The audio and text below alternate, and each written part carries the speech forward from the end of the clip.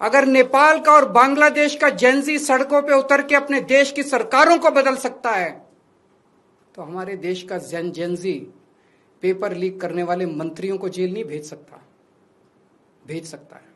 मुझे अपने देश के जेनजी पे पूरा भरोसा है। ये देश आपका है। इस देश के नेताओं को इस देश में कोई इंटरेस्ट नहीं है। सीधे आरोप लगाइए, जो इस खेल के अंदर शामिल है उनको जेल में भेजिए, सड़कों पे उतरिए, आंदोलन कीजिए और इस घिनौने खेल को बंद कीजिए। आज देश की राजनीति में एक बड़ा संदेश देखने को मिला।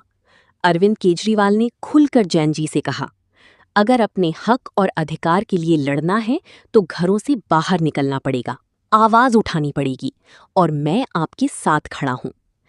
प्रेस कॉन्फ्रेंस में अरविंद केजरीवाल का अंदाज बिल्कुल अलग दिखाई दिया। उनकी बातों में गुस्सा भी था, दर्द भी था और लड़ाई लड़ने का इरादा भी साफ दिखाई दे रहा था। ऐसा लग रहा है जैसे अब अरविंद केजरीवाल को खोने के लिए कुछ बचा ही नहीं है। दिल्ली की सत्ता जाने के बाद वो पहले से ज्यादा आक्रामक और खुलकर जनता के मुद्दों पर बोलते दिखाई दे रही हैं।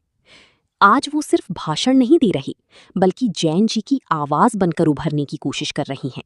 वो ये संदेश देना चाहती हैं कि अगर जनता अपने अधिकार के लिए सड़क पर उतरेगी तो वो पीछे नहीं हटेंगे।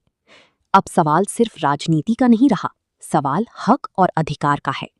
अरविंद केजरीवाल ने साफ इशारा दिया है कि अगर अन्याय होगा तो आंदोलन भी होगा।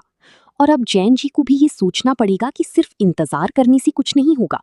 अपने हक के लिए लड़ाई लड़नी पड़ेगी, आवाज उठानी पड़ेगी और जरूरत पड़ी तो आंदोलन भी करना पड़ेगा। देश का युवा अब चुप रहने वाला नहीं है।